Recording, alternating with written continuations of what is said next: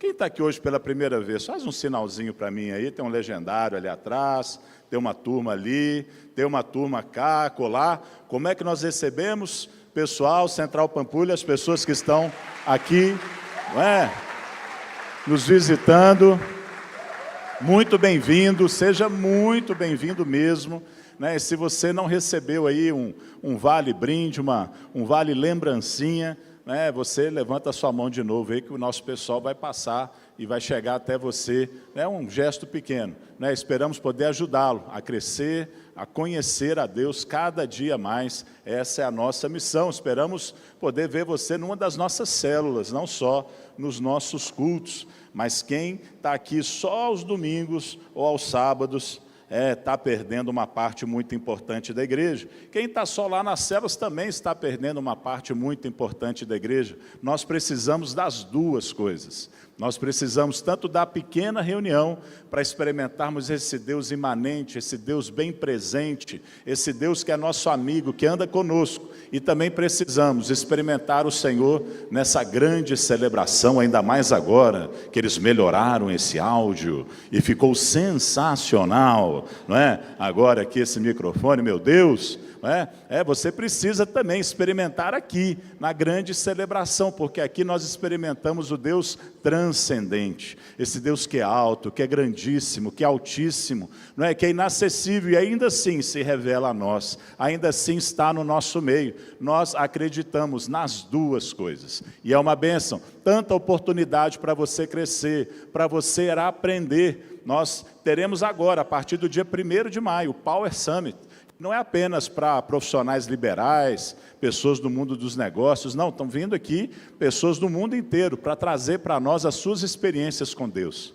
Homens e mulheres, não é, que têm sido usados por Deus, não apenas no ambiente, vou chamar assim, de igreja, mas fora, né, no mercado de trabalho, onde quer que estão influenciando pessoas a favor de Cristo, estão pregando o Evangelho através da sua profissão, com tanta excelência. Fica aqui o meu convite para você se inscrever. Não estava aqui nos nossos avisos, mas você acha facilmente com o seu líder de célula esse link também no nosso site. Né? Vamos ter aí, você viu a questão das mulheres, né? E o Frutificar, a conferência de mulheres, já tem 106 mulheres da Pampulha inscritas, e está faltando você lá, tem muito mais mulheres. Se eu fosse você, não ficava de fora. Depois acaba a inscrição e fica todo mundo mandando mensagem para mim: pastor, né, arruma uma vaga, e aí já não tem jeito mais. Então, corre lá, Casais Vencedores também, só tem um casal da Pampulha inscrito. Se eu fosse você, eu corria para lá, porque é bênção demais. Bom, irmãos, eu estava de férias até sexta-feira, férias boas, férias que eu estava precisando, queria esticar um pouquinho, eu e a pastora Thaís, estávamos na praia, mas sábado foi batismo, sábado foi dia de festa aqui na Central Pampulha. Ontem havia 36 pessoas da Central Pampulha sendo batizadas, dizendo não para o mundo, não para o pecado, sim para Deus, sim para uma vida santa, e foi maravilhoso. Eu não podia ficar de fora dessa festa, de estar aqui nesse final de semana tão especial. Estou muito feliz de estar aqui com você, e tenho uma palavra do Senhor, uma palavra que ficou ardendo no meu coração até as 4h30 da manhã, né? Então, bênção demais. Abra a sua Bíblia comigo, em Lucas, no capítulo 8. Bom, irmãos, nós estamos saindo do período da Páscoa, e se fala tanto sobre Jesus, e nós tivemos oportunidade aqui mesmo na Central, né, de termos musical, temos apresentação, teatro, né, o mundo inteiro está aí falando de Jesus. Mas quem é Jesus? Será que você que está andando com Ele há tanto tempo, você o conhece de verdade? Sabe, sem uma experiência real com Jesus, nada faz sentido no cristianismo. O cristianismo é a respeito de Cristo e não de nós. Cristianismo é muito mais do que apenas conceitos, uma filosofia, uma maneira de viver, uma conduta. Cristianismo é Cristo, é seguir a Cristo, é uma pessoa. E nós precisamos, cada vez mais, aprender a conhecer, continuar a conhecer, não apenas a sua palavra, eu boto apenas com muitas aspas, mas conhecer aquele que é a própria palavra, o verbo vivo, Jesus. Vamos para um episódio muito importante da vida de Jesus, Lucas 8, a partir do verso 22, não é? Eu espero que hoje aqui você tenha um encontro, não é? Um encontro mais ainda profundo com o Senhor. Está assim na palavra de Deus, Lucas 8, 22, certo dia, Jesus disse aos seus discípulos, tem discípulos de Jesus aqui hoje à noite?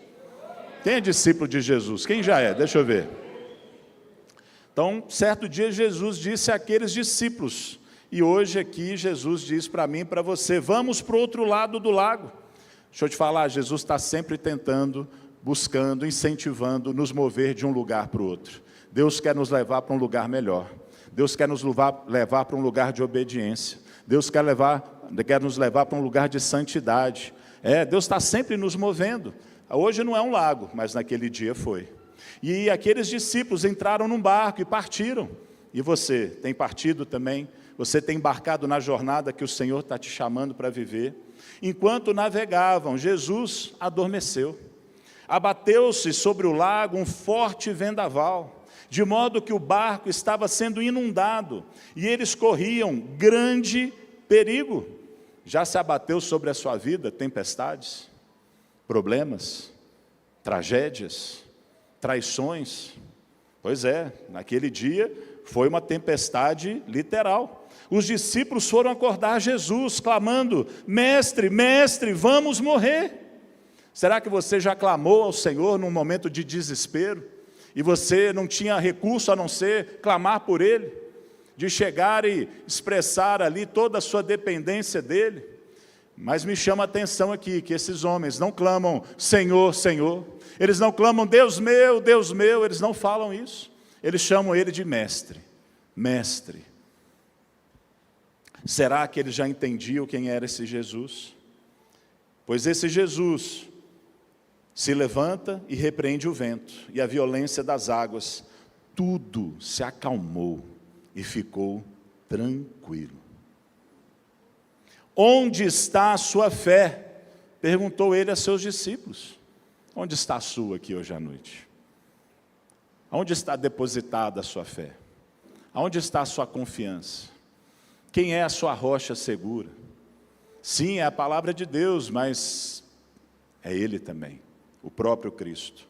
Amedrontados, admirados, maravilhados. Essa é a situação, é a condição de quem tem um encontro real com o Cristo. Sabe por quê? Porque é assustador mesmo. Nós percebemos que não estamos lidando com um igual. Nós não estamos lidando com alguém que está no mesmo nível. Eles ficam amedrontados. Eles não ficam só assim, uau, que legal. Não, eles ficam morrendo de medo, aterrorizados. E eles se perguntam uns aos outros, quem é este? Eles já estavam andando com Jesus há muito tempo. Eles já conheciam Jesus. Eles já tinham seguido Jesus por muitos lugares, já tinham visto Ele curar, já tinham visto milagres. Mas eles perguntam, quem é este? Que até aos ventos e às águas dá ordens e lhes obedece. Vamos orar mais uma vez? Senhor, te pedimos que o Senhor venha poderoso aqui neste lugar, que é seu. Aqui nós entronizamos o Espírito Santo de Deus. Nós te damos aqui, Senhor, ó Deus, o lugar de primazia. Ó Deus, e te damos liberdade para ministrar aos corações. Te pedimos, Espírito Santo, que nessa noite nos revele a Jesus, a pessoa de Jesus, quem Ele é, de maneira mais profunda, mais completa. Deus, que possamos também nos maravilharmos na presença dEle. É assim que oramos, no nome que está acima de todo nome, o nome de Jesus. Amém. Afinal de contas, quem é esse Jesus? Muitas vezes nós ficamos discutindo o cristianismo, ou seja, ficamos discutindo coisas a respeito de Cristo, ensinamentos de Cristo, tudo isso é muito importante, mas nós deixamos de nos maravilhar com o próprio Cristo. Hoje eu só quero ficar maravilhado, eu só quero me deleitar junto com você diante desse homem chamado Jesus. Quem é Ele? Seria Ele um sábio? Com certeza. sabedoria acima da média. Um profeta como nenhum outro, reconhecido por todas as religiões praticamente. Uma pessoa boa, atestaram isso sobre ele. Iluminado, apenas um homem, ou será que Jesus é algo mais do que isso? Sabemos algumas coisas a respeito dele. Sabemos que ele viveu cerca de 33 anos. Nunca viajou para mais do que 160 quilômetros de distância de onde nasceu. Isso contando a viagem que teve com seus pais até o Egito e voltar. Porque durante seu ministério ele ficou ali naquela região, ficou ali pela Galiléia e circunvizinhanças. Ele nunca foi para mais longe do que isso. Esse homem não liderou a sua nação em nenhum momento. Nunca foi eleito para um cargo público. Ele nunca esteve à frente de um exército. Ele nunca escreveu um livro. E, no entanto, mais de 2000 anos depois, uma geração inteira continua obcecada sobre Jesus Cristo. Sobre ele escrevem-se livros, produzem-se filmes, séries, espetáculos musicais. As pessoas estão discutindo sobre as suas ideias e a sua pessoa nas academias. Ele é inspiração de tantas músicas. Nós não sabemos como era a sua aparência. Não sabemos se ele tinha cabelo comprido. Provavelmente sim, porque as pessoas usavam esse estilo, mas nós não sabemos. Não temos uma foto de Jesus, ainda que cada cultura o represente de um jeito. Se você for em algumas igrejas, inclusive ali na região de Israel, você vai ver várias representações de Jesus. Então, vai ter ali um Jesus mais oriental, de olhinho puxado, você vai ver um Jesus negro, você vai ver um Jesus caucasiano, um Jesus mais morenão, um Jesus de olho azul. Ah, mas qual que está certo? Não importa, ele não deixou uma foto, eu creio que é de propósito. Ele não queria que nós adorássemos uma imagem, uma figura, achando que aquilo ali é que é sagrado. Deus é espírito, e é necessário que ele seja adorado em espírito. Alguns dizem, e eu creio que a maioria deles, mal intencionados, que ele era um revolucionário. Seria ele um revolucionário? No sentido de que ele mudou a vida dos que andaram com ele? Com certeza. Não há como andar com Cristo e continuar igual. Não há como andar com ele e não sofrer transformação em todas as áreas da vida. Se você já está andando com Jesus e nada mudou ou pouco mudou, cuidado. Talvez você não esteja andando com o Jesus verdadeiro. Há muitos falsos Jesuses por aí.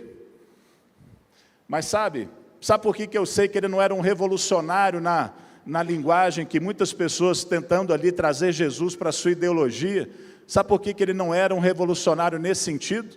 Porque as mesmas pessoas que o receberam de maneira triunfal, quando ele entrou em Jerusalém, no final do seu ministério, receberam Jesus gritando hosana nas alturas, glorificando o nome de Deus, recebendo ele com toda alegria e honraria. Poucos dias depois estavam gritando, crucifica-o, crucifica-o. Sabe por quê? Eles esperavam que Jesus derrubasse o governo romano. Eles esperaram que Jesus ele liderasse uma revolução, pegasse em armas. Mas não foi assim que Jesus lutou as suas guerras. Não foi esse tipo de reino que Jesus veio para construir. O reino de Jesus não é político. O reino de Jesus não é geográfico. Ele diz em Lucas mesmo, que vão dizer, Lucas 17, que o reino de Deus está ali ou está lá. Mentira, o reino de Deus está dentro de nós. O reino de Deus, o reino que Ele quer construir está dentro de nós, é um reino interno. Quando eles descobriram que Jesus estava construindo um reino espiritual, muitos tiraram o time de campo, perderam o interesse nele. Sabemos mais algumas coisas sobre Jesus. Sabemos que Ele era um homem, que ele era completamente humano. Ele não era como nas fábulas e ali nas histórias da mitologia grega, não é como um Deus disfarçado, que veio apenas aqui com forma humana, mas na verdade estava ali só disfarçado. Não, Jesus foi completamente humano, ele nasceu, ele sentiu tudo que eu e você sentimos, ele teve fome, ele teve sede, ele se cansou. Sabemos que ele teve a alegria da amizade, as coisas boas, e também sabemos que ele experimentou as coisas ruins de uma amizade. Ele chorou sobre o túmulo de um amigo morto. Ele foi traído por amigos, foi abandonado. Sabemos que ele tinha todas as características de um homem, e, no entanto, de maneira surpreendente, a Bíblia diz que ele não cometeu pecado algum. Está lá em 1 Pedro 2,22. De fato, esse Jesus, esse homem, ele chega diante dos seus vizinhos, dos seus conterrâneos, da sua família, e sabe o que ele diz? Qual de vocês aqui pode me acusar de algum pecado? Está lá em João 8, verso 46. Qual a resposta? Silêncio. Ninguém pôde dizer nada, ninguém pôde acusá-lo de nada. Qual homem de 33 anos de idade teria coragem de dizer, quem aqui já me viu pecar? Bom, se fosse a meu respeito, com certeza, qualquer um poderia dizer sim, não, o Inar já pecou. Principalmente a minha amada e doce esposa. Ontem eu estava visitando um casal, uma família muito querida, e eles ali muito gratos, a gente passou algumas coisas juntos, e a esposa disse assim, ô pastor, estou tão feliz aqui, eu sou um pastor que nunca errou comigo. Eu falei, ô querida, me dê tempo suficiente, e eu vou errar com você. E não é porque eu quero errar, jamais, nunca, não é a minha intenção, mas eu tenho certeza que eu vou errar. Eu vou falhar. Esse Jesus, ele foi tentado em todas as situações, mas ele nunca errou. Diferente da gente.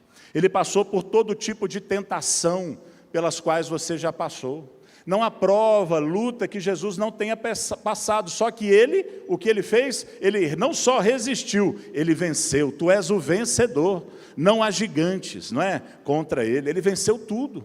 Mas esse Jesus, ele era homem, como eu e você, mas ele era mais do que isso. De fato, ele reivindica ser eterno. Ele reivindica divindade. As Escrituras dizem, João, no capítulo 1, no princípio era o Verbo, e o Verbo estava com Deus. Ah, mas isso aí foi o que João escreveu a respeito dele, ok. E o que Jesus disse a respeito dele mesmo? Jesus disse o seguinte, antes que Abraão existisse, eu sou. Antes do início do tempo, eu já existia. Antes mesmo que o nosso antepassado, o nosso patriarca, Abraão existisse, eu sou. Eu já existia, eu sou pré-existente. Em outras palavras, eu sou eterno. Em outras palavras, eu sou Deus. Eu sou Deus. E não é de se admirar que os religiosos que ouviram Jesus proclamar essas palavras, eles ficaram com muita raiva dele.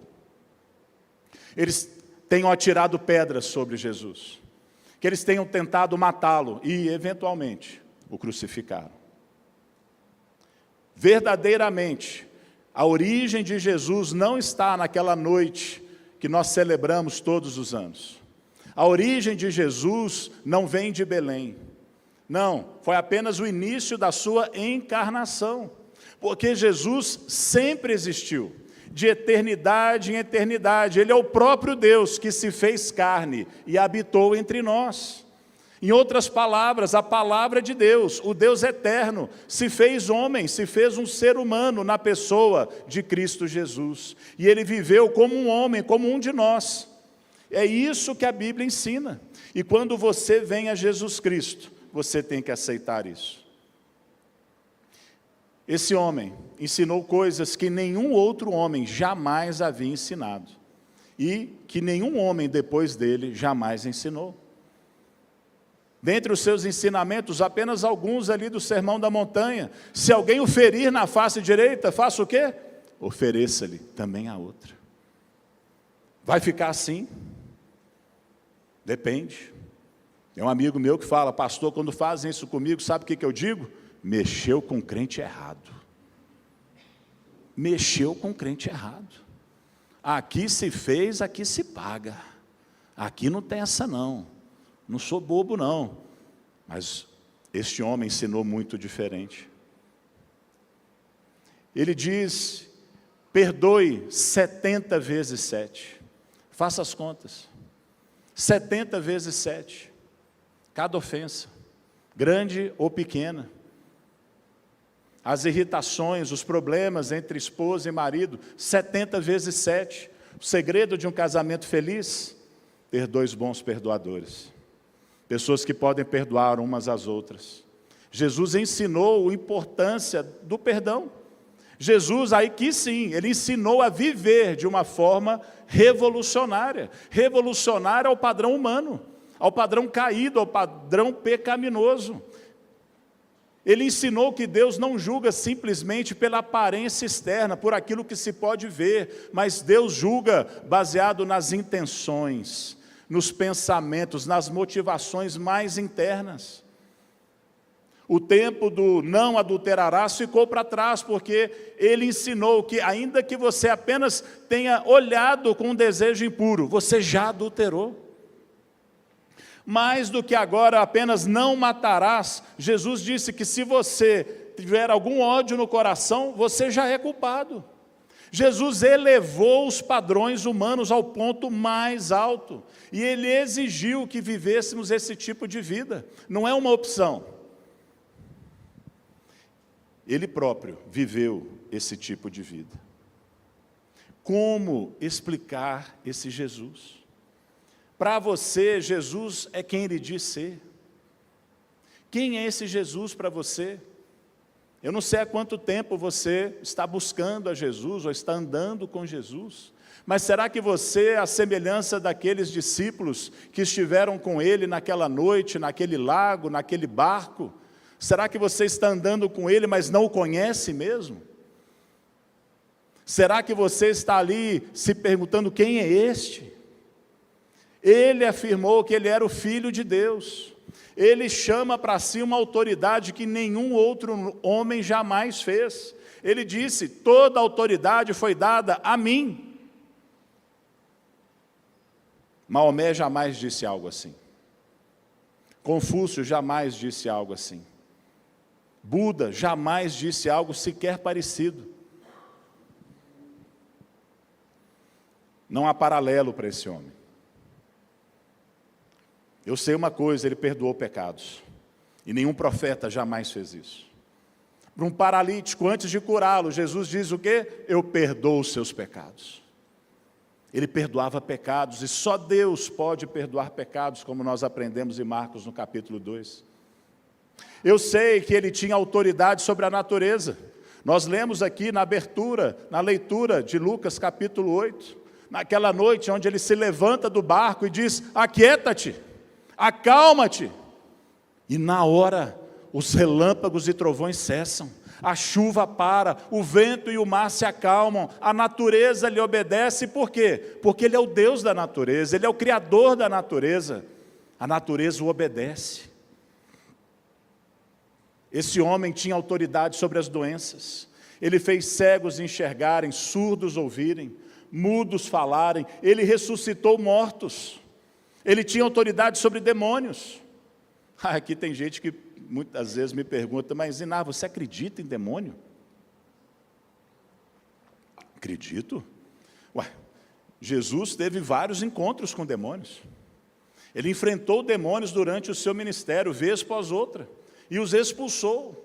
E até pessoas que estavam loucas debaixo do domínio demoníaco recuperavam a sua sanidade. Quem é esse homem? Olhe para o tipo de morte que ele morreu. É sem paralelo. Alguma vez alguém já morreu como Jesus? Você já ouviu de um relato como o dele? Sabe, não foi ali uma Productions. Ele não estava ali num espetáculo. Quando ele morreu, parece que tudo parou. A terra tremeu, um terremoto sacudiu aquela região. Sepulcros foram abertos, o véu do templo se rasga, o sol se esconde, um eclipse, tudo coincidentemente na hora que ele morre. Que loucura! Até os soldados que estavam ali maltratando Jesus, crucificando Jesus, levando a cargo essa tarefa horrenda. Eles confessam, esse deve ser o Filho de Deus. Olhar para a cruz e não ser tocado exige um coração de pedra. Imagine você, aqueles homens rudes, brutos, soldados, sanguinários, homens acostumados a maltratar os outros, estavam ali ocupando um país inimigo, estavam ali oprimindo um povo, escravizando um povo. Sabe o que eles fazem com Jesus? Eles tiram as suas roupas, rasgando as roupas dele. Depois eles pegam longas tiras de couro, com bolinhas de chumbo amarradas na ponta, e flagelam as suas costas. E batem tanto até rasgar toda a carne das costas de Jesus, ao ponto dele perder as forças, dele mal conseguir ficar de pé. Então eles vão para coroá-lo num gesto de zombaria. Eles pegam e fazem uma coroa com espinhos e fincam, cravam aquilo na carne da fronte de Jesus, e ele começa a sangrar. Esses homens que estavam rindo dele, cuspindo nele, zombando dele, judiando dele, eles dizem, esse homem deve ser o Filho de Deus. Por quê? Porque se a gente contar até aqui, Jesus poderia ser mais um mártir, mais um grande herói da humanidade, alguém que se sacrificou em prol de uma causa. Mas Jesus não tinha nenhuma causa. Ele não estava ali para libertar Israel de Roma. Ele não estava ali para fundar uma nova igreja, para ter ali a nova onda do verão, não. Jesus estava ali para criar um reino espiritual. Jesus não foi um mártir. Se Tiradentes pudesse, ele teria escapado da sua execução, mas ele não tinha meios para fazê-lo.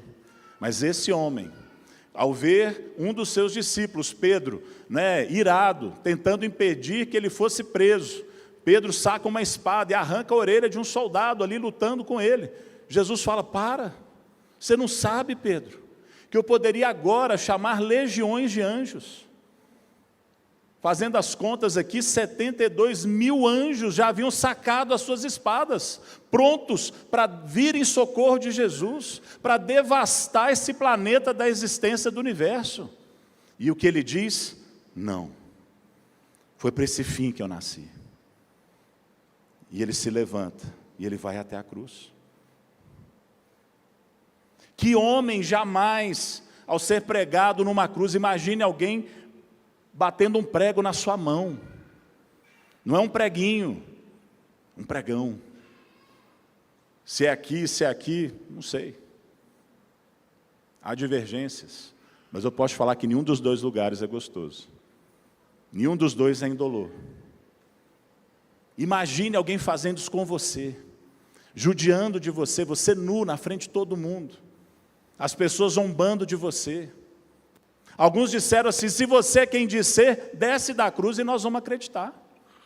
Talvez você ainda esteja esperando sinais. E Jesus falou, nenhum sinal será dado, a não ser o sinal de Jonas.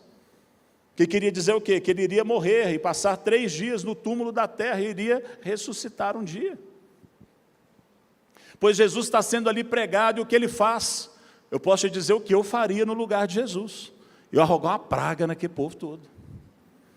Eu podia até morrer, mas eu ia soltar uma praga neles. Ia morrer tudo seco. Mas graças a Deus, eu não sou Jesus. O que ele disse? Perdoa-os, Pai. Eles não sabem o que eles fazem. Será que você poderia perdoar alguém tão malvado, que está te maltratando tanto sem você merecer? Ele não reclama, ele não murmura, ele só perdoa. Senhor, perdoa-os, eles não sabem o que estão fazendo. Foi assim que ele enfrentou a violência dos seus dias. Não foi tentando se defender, não foi fazendo posts irados ou defendendo ali as suas ideias. Ele não estava ali tentando criar dissidentes, nada. Ele enfrentou a violência com perdão. E na cruz, ele brada uma última vez, está consumado. Está consumado. O que ele estava querendo dizer com isso? Que o plano da salvação estava terminado. Que Deus agora, mediante o seu sacrifício no meu lugar, no seu lugar, no nosso lugar, A partir de agora, Deus podia perdoar pecados, todos os pecados, porque Jesus havia terminado o próprio plano de Deus para a salvação de todos aqueles que creem no nome de Jesus. E deixa eu te dizer, Deus conhece você, e agora eu estou falando no singular, Deus conhece você, cada um de vocês. Ele tem os cabelos da sua cabeça todos contados, numerados. Ele olha para você como se você fosse a única pessoa em todo o universo. Ele vê você e só você. E naquela cruz, naquele dia, Jesus tinha capacidade de pensar em você. Isaías diz que ele viu o fruto do seu penoso trabalho. E ele se alegrou. Ele olhou para mim, ele olhou para você. E viu, vale a pena. Para resgatá-los da escravidão do pecado, vale a pena. Isso deu a Jesus capacidade de enfrentar a cruz. O amor dele por mim e por você cresceu naquela cruz. Havia tanto amor que ele poderia, ter sido resgatado e levado de volta do céu sem ter morrido. Mas ele não faz isso, ele se entrega. Ele se rende, Pai, nas tuas mãos entrego o meu espírito. É isso que esse homem faz. Ele morre. E ele ressuscita. Semana passada estávamos celebrando não só a morte de Jesus, que tem o poder de perdoar os nossos pecados, mas a sua ressurreição, que a todos que se rendem a Ele é a esperança da nova vida, aqui e no porvir. O que inspirou os discípulos naquela época a virar o mundo de cabeça para baixo, foi o quê? Foi a ressurreição. Eles foram a todos os lugares que eles conheciam, e eles não estavam lá contando, Jesus ensinou umas coisas lindas, que homem sábio, que iluminado, que profeta. Não, ele ressuscitou, ele está vivo.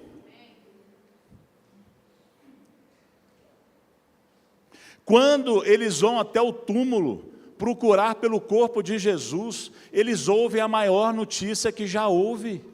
Por que vocês estão procurando aqui? Esse Jesus que vocês estão procurando, ele não está mais aqui, ele ressuscitou. Ele está vivo. E ele está vivo hoje.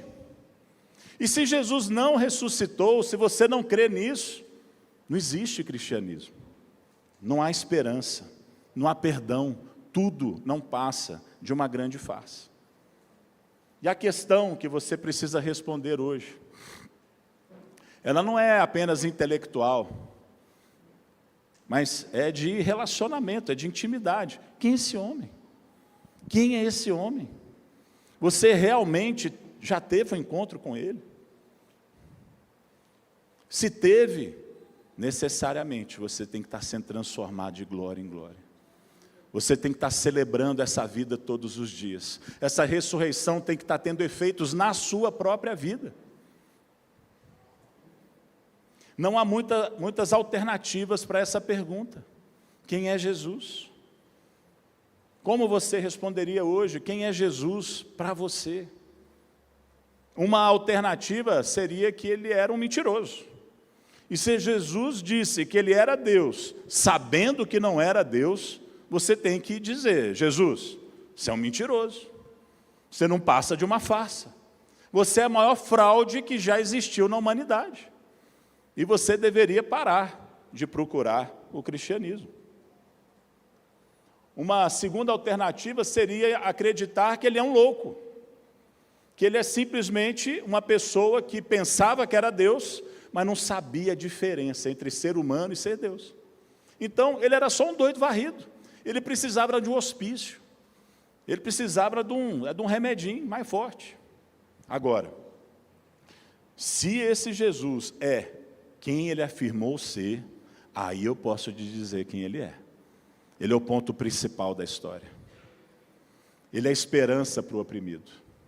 Ele é a inspiração para o desesperado. Ele é o Rei dos reis e o Senhor dos senhores. Ele é o maior mestre que já viveu, a maior mente que já pensou. Ele ofereceu o maior presente já dado. Ele sozinho dominou a vida. Ele sozinho conquistou a morte. Ele somente venceu o pecado. Somente Ele conquistou o túmulo. Ele é o Filho de Deus, Ele é a glória da humanidade. Ele é o carpinteiro crucificado de Nazaré. Ele é a esperança das nações. Ele é o Salvador do mundo. Isso é quem Jesus é. E eu sei que não há provas científicas.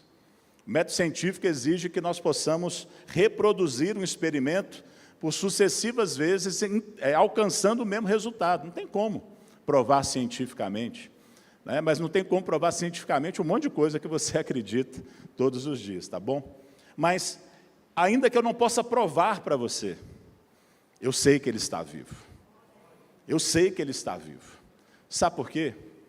Porque aqueles que o viram ressuscitado lá no início, né, quase 2000 anos atrás, né, se Jesus morreu ali no ano, mais ou menos ali no ano 33, 29, 30, né, porque dizem que Jesus nasceu, não foi no ano 0 ali, né, eles determinaram errado o calendário, não importa, mas há quase 2000 anos atrás, quando Ele ressuscita, aqueles homens e mulheres, aqueles que eram chamados de discípulos, eles preferiram morrer. E não é só morrer, gente, que a gente fala assim, morrer, tá fácil. Sabe, não é assim uma mortinha boba, não. Esses homens, mulheres, eles preferiram morrer junto com as suas famílias. Eles preferiram ver os seus filhos sendo jogados aos leões e comidos vivos na frente deles. Eles preferiram ser amarrados a postes juntos com as suas famílias, amarrados em postes altos, e jogavam combustível e fogo neles. Sabe para quê? Para servir de iluminação pública nas cidades. Eles preferiram isso a negar que tinham visto Jesus vivo. Se isso fosse uma farsa, uma mentira, um devaneio, todo mundo tinha corrido fora. Mas não, eles não voltaram atrás no seu relato. Eu vi ele vivinho da Silva. Eu não posso negar isso. Eu não posso negar que Jesus está vivo por conta da minha própria história. Eu confio nele pelo que ele fez por mim. Eu não sabia o que fazer com todo o lixo que esse mundo julgou sobre a minha vida. Até que eu conheci Jesus. Jesus mudou a minha vida. Jesus me transformou, Ele eliminou todo o ódio, toda a amargura, toda a culpa, toda a falta de perdão, toda a perturbação, todo o vício. Ele me inundou de alegria, de paz, de segurança, de amor. A sua graça hoje é minha, ela me preenche, Ele me dá satisfação. Esse Jesus entrou no meu coração e Ele tem transformado vidas ao redor do mundo. Aqui é a sua. Eu sei que esse homem é quem Ele diz ser, porque Ele transformou a história, Ele transformou a sociedade. Não apenas nós vivemos hoje no ano de 2025, depois de Cristo, o ano do nosso Senhor Jesus Cristo de 2025, não é só isso, Ele transformou a história do mundo. Quantas coisas você considera um avanço, e foi Jesus quem trouxe. Antes de Jesus, as crianças não eram contadas, não eram valorizadas, elas eram escravizadas, elas eram mortas se nasciam com o sexo errado, e você pode tentar adivinhar qual era o sexo errado. As crianças passaram a ser gente, depois que Jesus disse: venham a mim as criancinhas. As mulheres não tinham valor algum naquela sociedade. E hoje me espanta ver pessoas e mais pessoas, se dizendo aí feministas ou qualquer outro tipo de ideologia, e jogando pedra nos cristãos, sendo que foi Cristo quem valorizou a mulher em primeiro lugar, chamou mulheres para segui-lo, conferiu a elas honra. Antes de Jesus, as pessoas fracas, os seus inimigos, era para fazer o quê? Mata eles, explore-os, abuse deles. Foi Jesus quem trouxe o valor da compaixão, do perdão, de cuidar daquele que não podia ter voz, que não tinha força para se defender. Isso não existia antes de Jesus. Todas as sociedades beneficentes que você pode imaginar vêm de discípulos de Jesus. Assim como todas as instituições de ensino, na sua gênese, elas nascem dos discípulos de Jesus, porque Ele falou: ensinem as pessoas.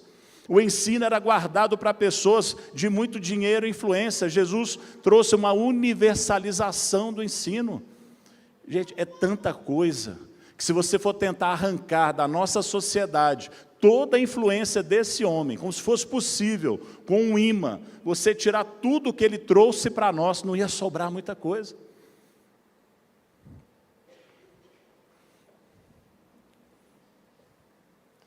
Tudo isso é muito bom. Mas aqui agora chega o ponto da encruzilhada. Aqueles discípulos perguntam naquela noite fatídica, quem é esse homem?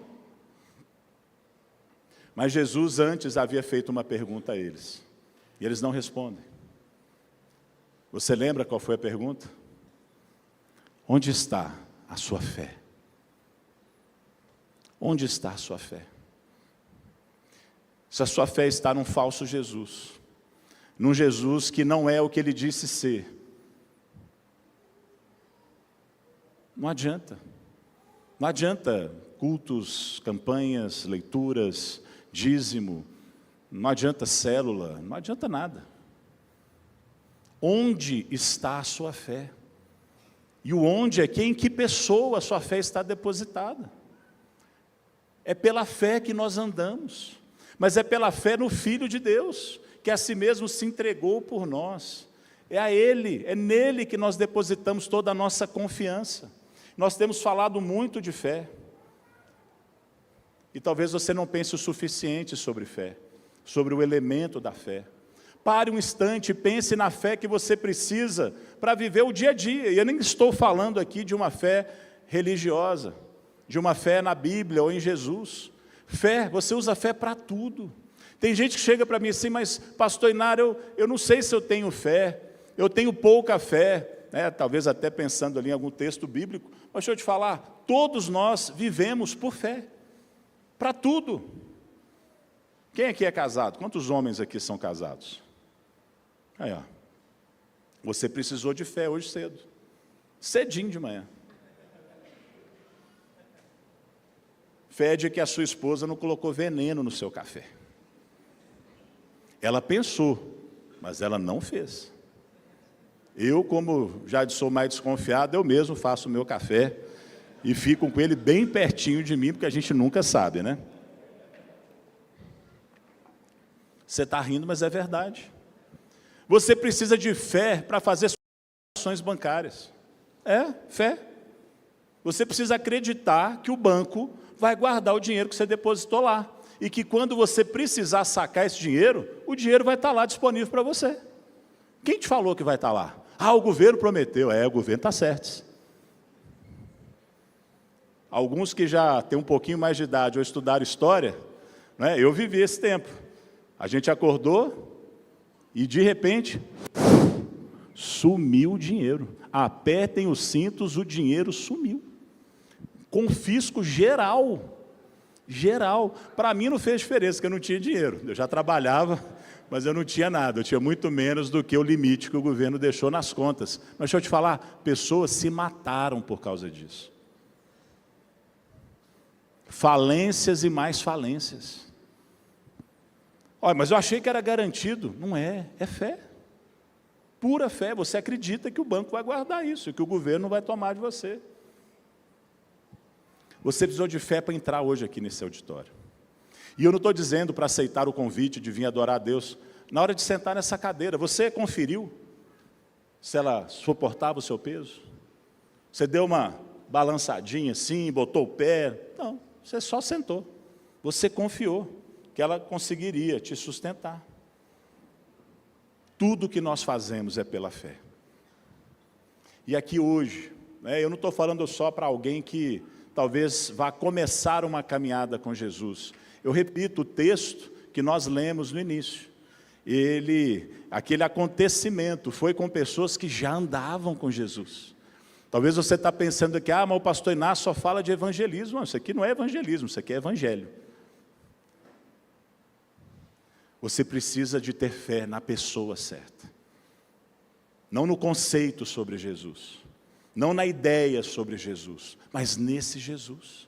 Você precisa confiar nele, assim como você confia que a sua esposa não vai te envenenar. Assim como você confia que o banco vai te dar o dinheiro na hora que você precisar, assim como você confia que a cadeira te aguenta, você precisa confiar nesse Jesus. Na fé não há muitas provas, é a certeza de coisas que a gente não enxerga, é a convicção de fatos que a gente ainda está esperando. Fé é isso, fé não requer, nenhum tipo de entendimento, ela não requer que a gente entenda os processos, os porquês. Eu simplesmente confio. A fé, ela requer obediência, mesmo quando eu não entendo, mesmo quando eu não concordo, não importa. Fé é isso. Fé é simplesmente me lançar porque eu confio. E por que eu posso confiar? Porque esse Jesus é tudo isso que Ele disse ser. É esse Jesus que você está seguindo? Ou você está seguindo aí um Jesus da Shopee? Você está seguindo aí um Jesus fake? Estou falando sério. Há tanta confusão por aí, nós somos hoje, gente, 89% da população do Brasil diz acreditar em Deus. Mas por que nós estamos nesse estado? Cerca de 30% da nossa população se diz evangélica, a quarta maior nação evangélica do mundo. Mas por que está tudo tão de cabeça para baixo? Por que a vida está tão desordenada no Brasil? Por que há tanta violência, corrupção? Eu creio que muitos estão seguindo um Jesus que eles não conhecem. E talvez eles devessem, ao se confrontar com as lutas, com as provações, com os problemas, com a economia, com a política, e deveriam falar assim: socorro, Deus, socorro, e ter um encontro com esse Jesus de verdade. Esse Jesus que tem todo o poder, que é o vencedor, esse Jesus que veio para nos transformar de glória em glória, esse Jesus que veio para nos dar um novo nome, esse Jesus que nos chamou para viver uma vida diferente, esse Jesus, é a esse Jesus que nós queremos celebrar. Quando você está vendo ali, celebra Jesus, não é só mais um evento para nós, nós vamos investir muito dinheiro naquele dia. E nós não estamos levantando ali a central, nós não estamos levantando uma denominação, nós não estamos colocando alto ali o nome do pastor Paulo ou de qualquer outro pastor, nós estamos ali colocando acima de qualquer outro o nome de Cristo. Celebra Jesus. Nós não vamos lá celebrar a ideia, de novo, o conceito, a filosofia, religiosidade. Nós vamos lá celebrar a Cristo, esse Cristo. Ele merece toda a nossa celebração. Ele merece toda a nossa vida. Nós vamos para lá para dizer para toda essa cidade, para a nossa nação, que sim, Ele está vivo. Nós não estamos celebrando um Deus morto, nós não estamos celebrando um Deus fraco, nós não estamos celebrando um Deus que não está no nosso meio. Ele está no nosso meio, Ele vive dentro de nós. É por isso que é uma convocação para aquele 28 de junho. Nós estamos chamando, não é só você, é você, é a sua célula, é o pessoal que está visitando a sua célula, é a sua família. Ah, pastor, mas eles ainda não são evangélicos, não tem problema, é para todo mundo. Jesus é para ser celebrado por todos. Um dia ninguém vai ter escolha. Um dia todos os que confessaram o seu nome aqui na terra ou não, anjos e demônios, todos terão que se dobrar na presença dele, não obrigados, porque não terão alternativa. Porque a presença dele é amedrontadora, é aterrorizadora, é maravilhosa demais. Todos se prostrarão e confessarão que Ele é o Senhor. Mas aqui agora nós temos a oportunidade de fazermos isso de maneira livre. Então eu vou colocar aqui de novo esse QR Code. E eu quero que você peça para o seu líder de célula ali o link. Gente, acho que vai custar, acho que é R$10. O pessoal falou que é, mas eu não conferi, por isso que eu não estou batendo o martelo. Ah, é para ajudar. Ah, claro que acaba ajudando, se todo mundo for, se a gente encher o estádio, mas vou te falar, não vai ser 5% do que nós vamos gastar. Não é isso. A questão não é essa. A gente quer que você vá. E a gente botou ali um preço para que você tenha que fazer uma inscrição. Só que é um preço tão barato, eu fico assim, tinha vontade de um lado, marqueteiro, querer que fosse um pouquinho mais, que fosse uns 20, para às vezes você ficar pensando, não, 20 eu não vou faltar, 10 você falta, você paga e depois vê se vai. Não é isso que eu quero, a gente não quer inscrição, a gente quer que você vá. A gente quer que você vá. E a gente quer que tenha lugar para todo mundo. E a gente quer, como igreja, adorar esse Jesus. Nós queremos celebrá-lo. O que vai ter lá? vai ter toda aquela celebração de louvor, humorada, né, o Israel Salazar, vai ter a Central Music, e os pastores da Central vão estar trazendo ali uma mensagem, vai ser uma programação linda, onde o nome de Jesus, vocês vão ver, ele vai ser o nome mais alto daquele estádio. Né, nós vamos estar declarando para toda essa cidade que Jesus é o Senhor. Né, Ele é o Senhor. Você pode ficar de pé comigo?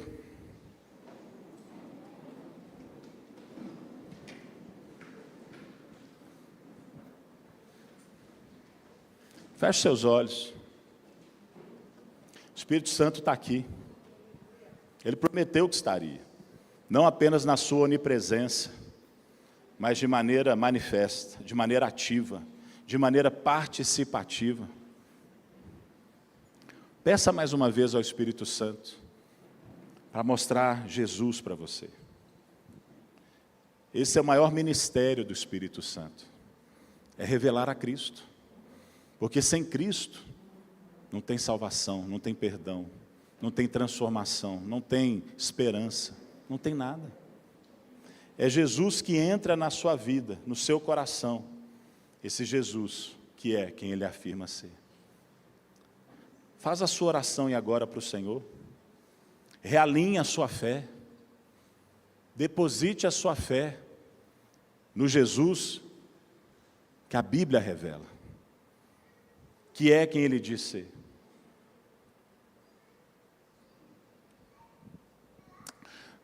Senhor Deus, nós aqui, ó Pai, nós te pedimos hoje, não de maneira mística, mas Deus, que o Senhor venha, e que nós possamos, sim Senhor, ter hoje uma compreensão mais profunda, mais correta, ó Deus, de quem é o seu Filho.